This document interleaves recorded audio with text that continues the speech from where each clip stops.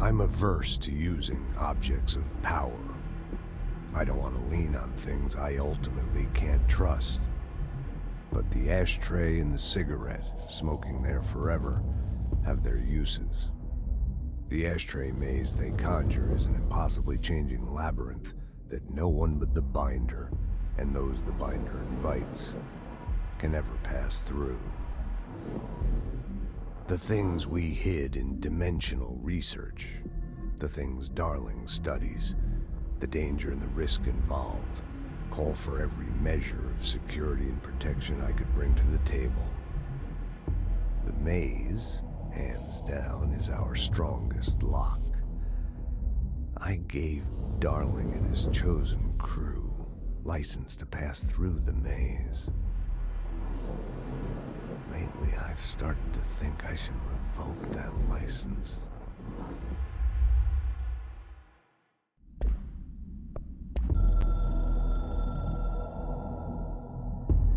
It took us a long time to learn how to stabilize the control points, the ley lines, the meridians of the oldest house. Darling found a way to soothe this beast. We discovered we must cleanse control points of all interference. It's my duty as the director, like Northmore before me. I couldn't manage it in my own house, at my home. I'll damn well do it here. Without the control points, the oldest house would swallow us alive. We'd be sealed inside an endless labyrinth, and no one would hear our screams. If an enemy ever managed to corrupt the control points, it'd be over fast, spreading like a cancer, leaping over the fire breaks like a crown of fire. They are the weak point. Darling's right about that. He's wrong about everything else. Dangerously wrong. Suspiciously wrong. Has he been compromised?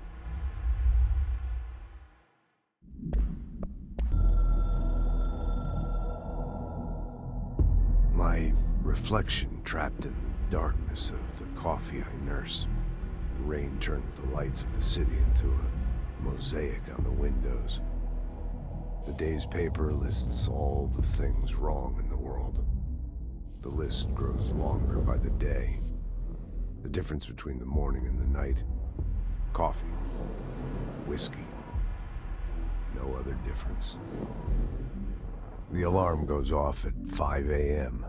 It feels like I just closed my eyes. It's dark. I sit up on the bed in the gloom. I get up, I shower. The driver waits for me downstairs, takes me to the oldest house. An old man stares at me in the car window. It's raining. It's dark. Late at night, he brings me back here.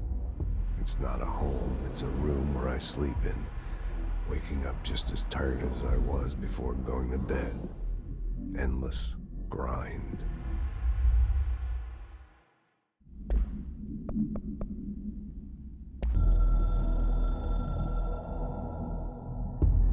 I can hear the hotline ringing in my dreams, constantly ringing.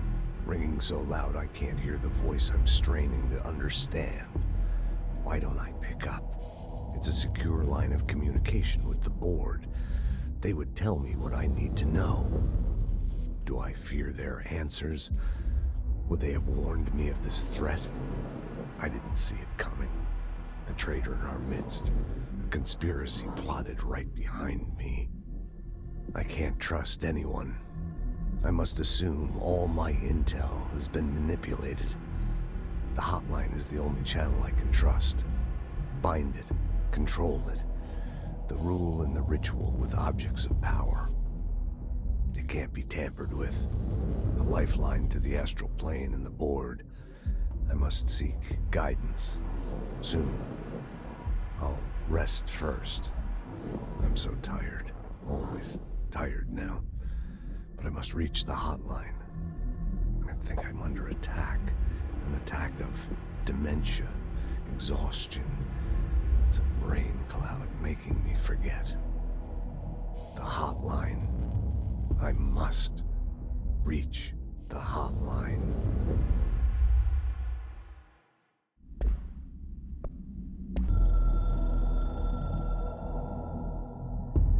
So much is expected from the director. The responsibility, the privilege to steer the Bureau into dangerous waters and safely out again.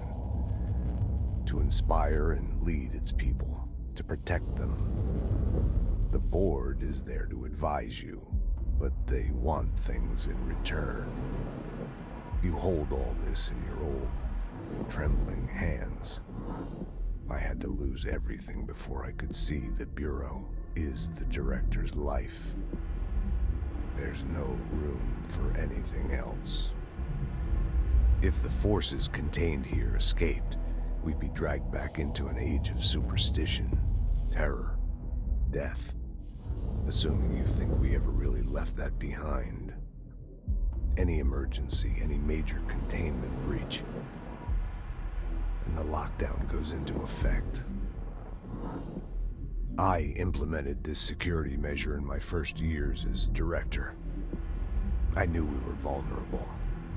I'd personally seen the cost of sloppiness. I made sure the internal lockdown could only be lifted by a directorial override, only to be used when the director is confident the sectors are safe to be opened again. This way, the director is the last line of defense. And if I screw up, it's on me, and me alone.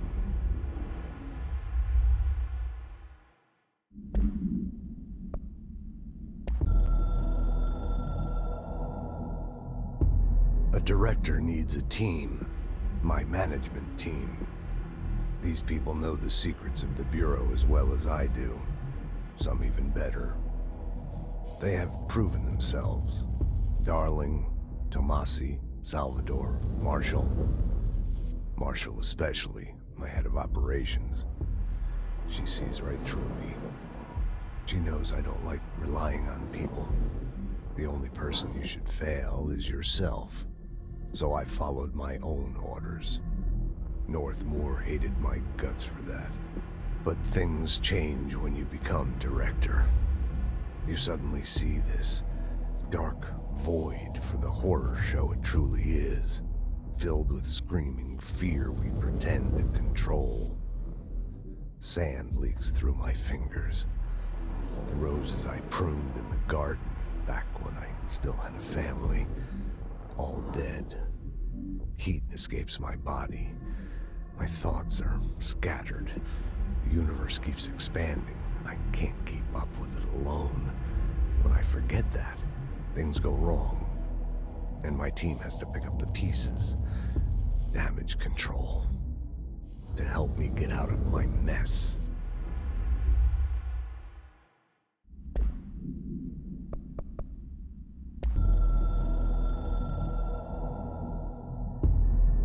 Northmoor was director before me. I never wanted his job. I never wanted power. I purposefully avoided it, didn't trust it, didn't want to rely on it. Northmoor was all about power. A man like an explosion, hungry for authority, for order, for more, until it was too much. I had to find a solution in the end, contain the situation. Northmoor never liked me, but he went along with it, to his credit. He didn't really have a choice. I suppose at the end of the day, a director's most basic duty is to keep the lights on. Here's to you, Northmoor. There were no prime candidates waiting in the wings, but I was there. Had been the whole time, keeping my head down, working my ass off. I had nothing to lose. I picked up the gun almost on a dare.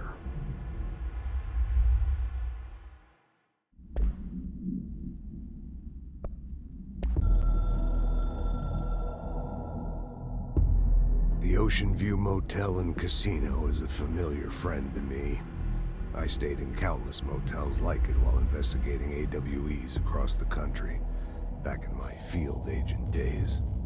Those roadside motels all bleed together like a dream. Same and not the same. anywhere and nowhere. The ocean view operates on dream logic, and the light switch cord leaks out to be found in the most unexpected places, and sometimes successfully encouraged to appear and act as a convenient lock to keep out those not trained in dreamscape navigation. Even Bureau veterans can only find one key in the motel. The key that opens the door marked with the inverted black pyramid. The rest, the many other doors, are still mysteries to us. We're all merely guests there. Even the board. Sometimes I need to visit, just to breathe easier for a while. It beats the numb, sterile apartment I spend my nights in, insulated from everything but myself. I guess that's where the whiskey comes in.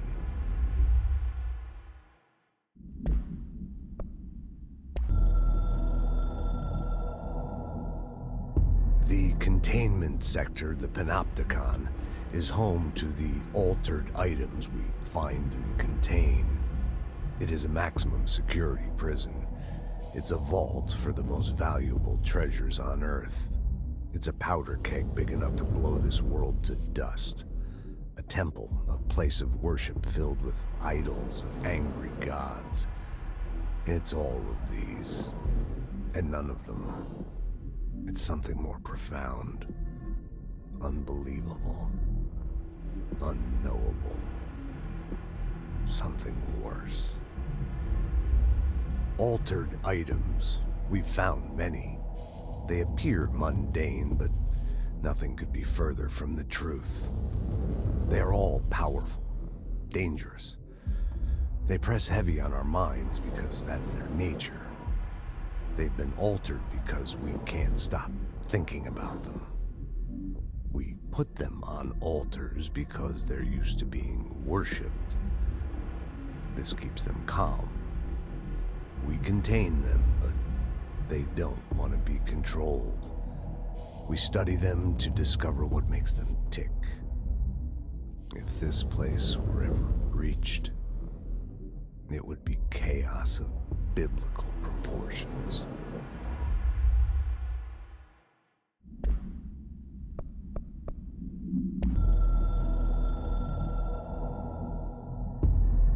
After North Moore stepped down, I doubled every effort to find new prime candidates. There was no one. No one but me. That wasn't good enough. I pushed hard. I never wanted the Bureau to end up in that situation again. The Bureau needs a director. Always. When my time reaches an end, I want more options on the table. P1 through P5 were all false leads, dead ends, and disappointments. Then P6, Dylan Faden. He fell into our arms. No parents, they're gone, casualties of an AWE. The boy has exceptional talent.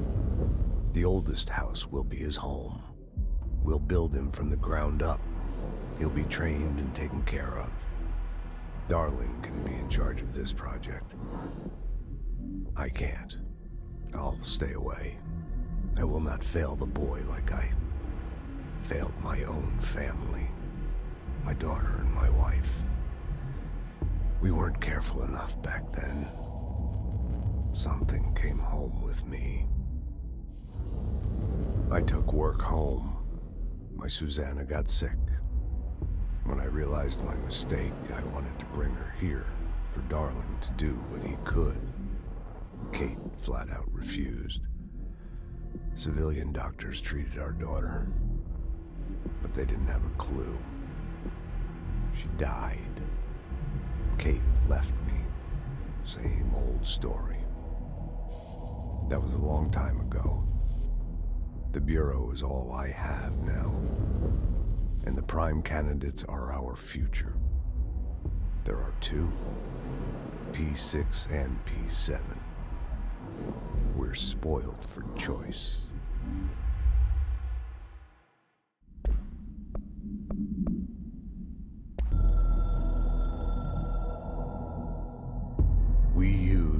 the slide projector.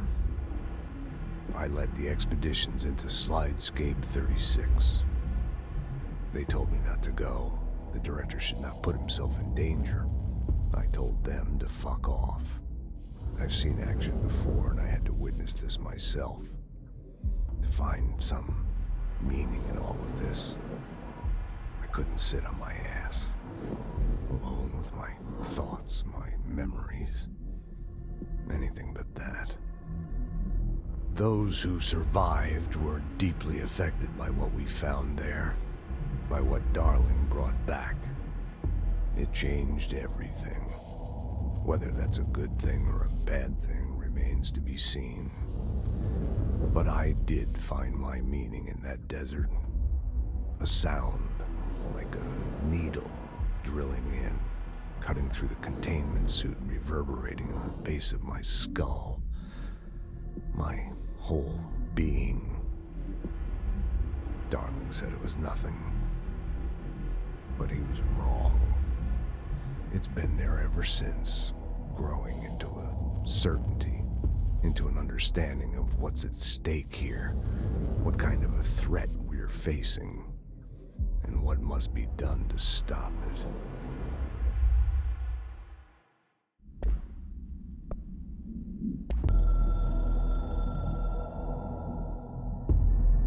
Something's coming. The whispers growing louder.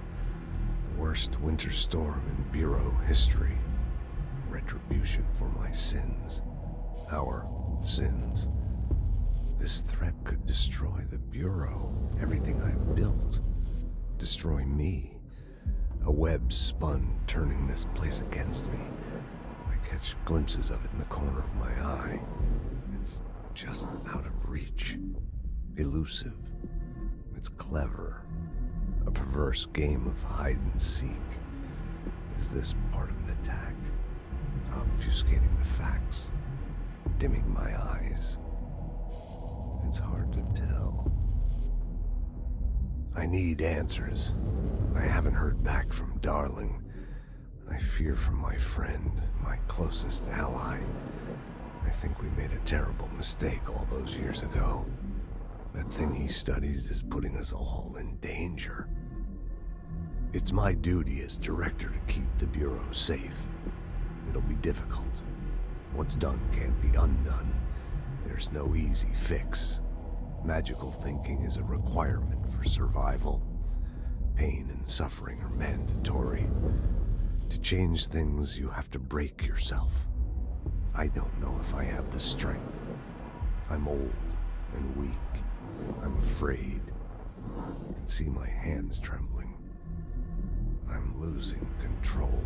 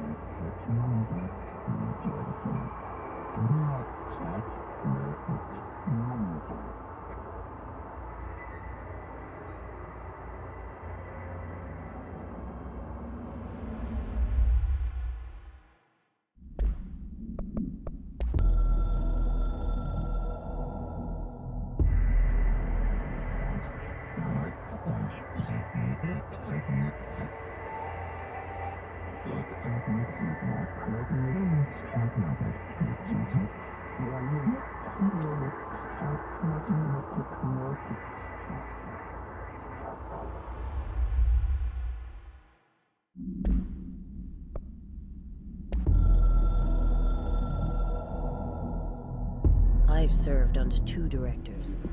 3 now, I suppose. Trench and I worked our way up together. We made it through the tough cases, the bad days, the casualties. He was the epitome of a good agent.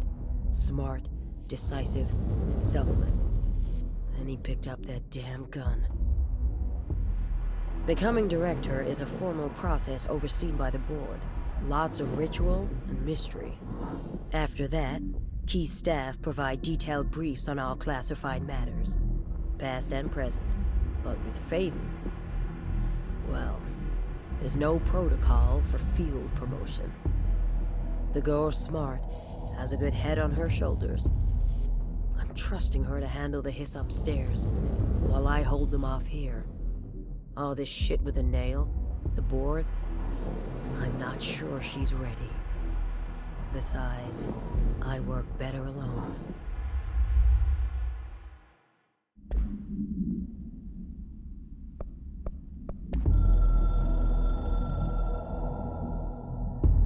I snuck into the Foundation through a back door I know. Had to get ahead of the hiss. Just a matter of bypassing the ritual protections. Luckily, the board's as distracted as the rest of the Bureau.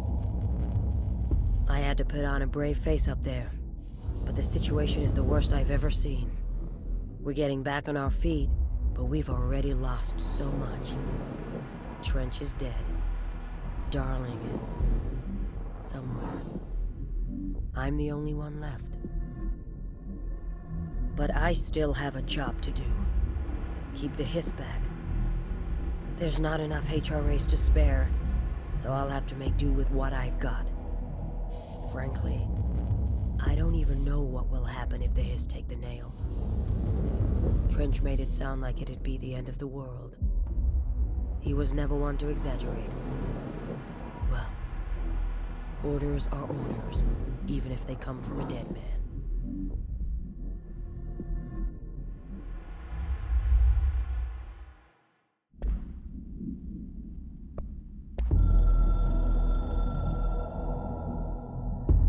The hiss got in.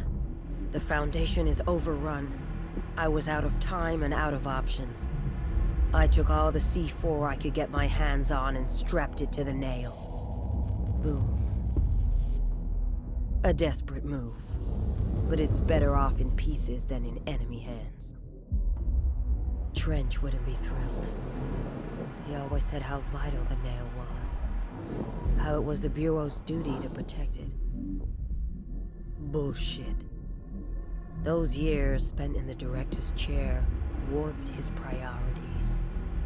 In the end, he valued order over people, the advice of invisible voices over that of old friends. He lost sight of who he was. The board made sure of that. But I did my duty. The hiss can't corrupt a pile of smoking rubble. My last act as head of operations. I'm done. At least I could take those bastards down with me.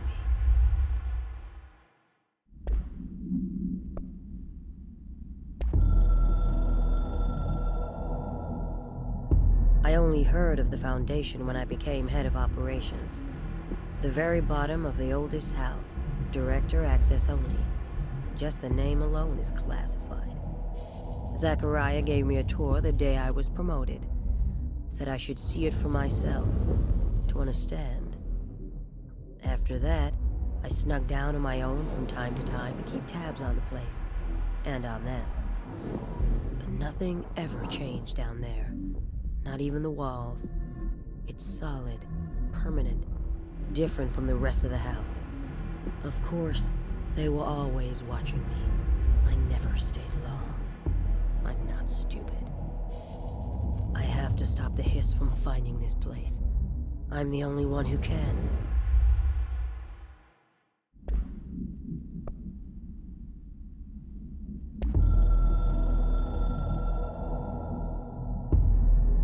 I tried to get out after the detonation, but the astral spike came out of nowhere.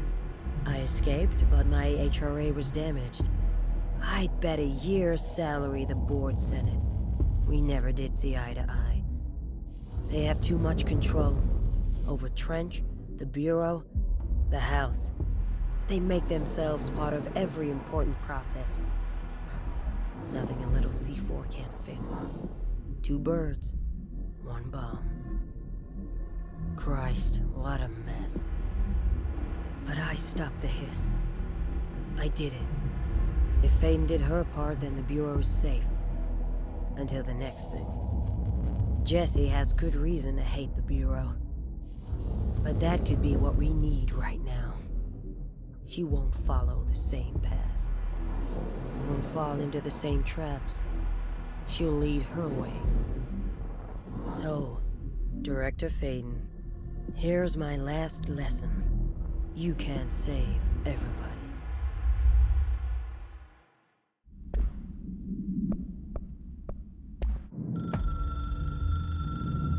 Darkness engulfed the elevator. There was something there. A presence. Jesse Faden could hear it. A call.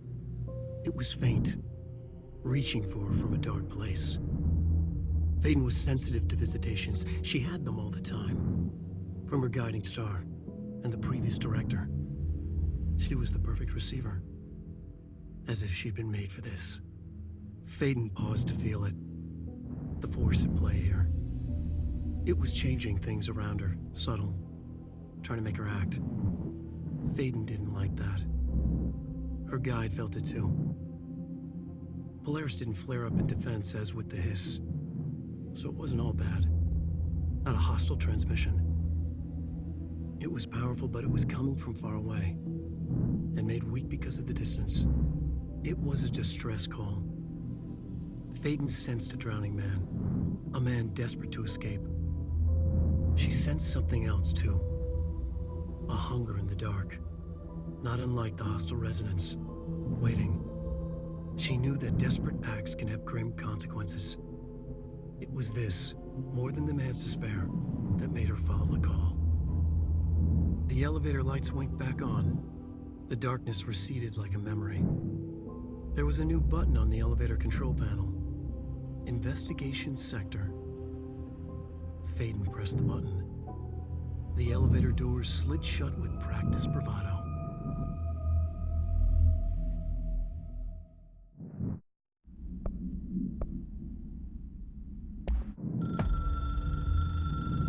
Dr. Emil Hartman was desperate. The Federal Bureau of Control had stolen his life's work. This was his last chance, his final experiment, what he'd been too scared to do before. Hartman dove into the lake, was taken, devoured by hungry darkness, became the thing that had been Hartman. Only an echo of him remained, fragmented impulses on autoplay, violent, bloodthirsty darkness in the driver's seat. Emerging from the lake, the thing was captured by the FBC, brought in, contained, studied. The thing broke loose, killed everyone it could. The FBC fell back and sealed the sector. The thing was alone in the dark, lurking, roaming, waiting. Then something else came. Not darkness, but similar enough. A sound, a resonance. It shouldn't be a surprise. If there's one, why not another? The darkness inside the thing could have been immune, could have resisted, fought, could have been passed by, passed through with no effect. But it didn't, and it wasn't. Maybe it had grown weaker over time, not aged. It was timeless, but weaker with no link to its source. A metamorphosis followed. The thing that had been Hartman went through another change.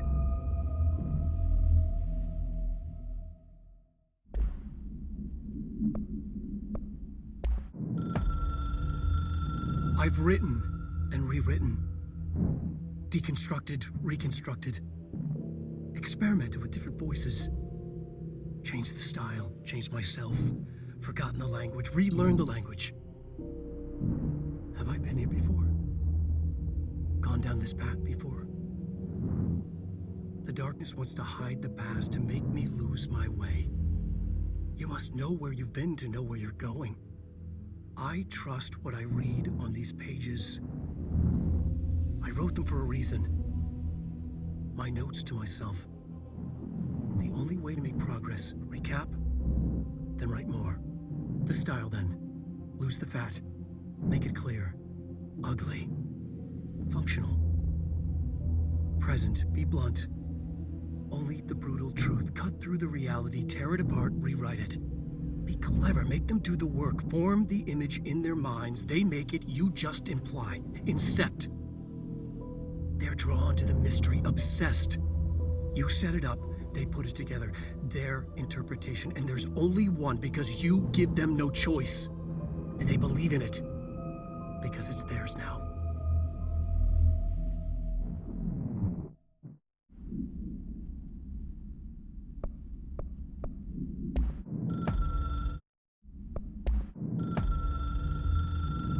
The resonance carves its way through the thing that had been Hartman, vibrating, remolding. The sound changes the darkness, and the darkness changes the sound. They both changed what remained of Hartman. They all turned into something else. A third thing. The sound made darker. The darkness made louder. Hartman was stretched. Stretched as anyone when seen from out of time, like a worm through time. Almost an Ouroboros, a spiral, a maelstrom. The gravity well of a black hole, twisting inward, tightening, taking you deeper and deeper to the bottom, the heart, and through to the other side. The third thing said, when you hear this, you will know you're in new you. He said, we build you till nothing remains. He said, under the conceptual reality, behind this reality, you must want these waves to drag you away. He said, baby, baby, baby, yeah, orange peel. The third thing was a monster. He'd tear apart any ordinary person crossing his path. Now he crashed out of darkness toward Faden. There was nothing ordinary about Faden.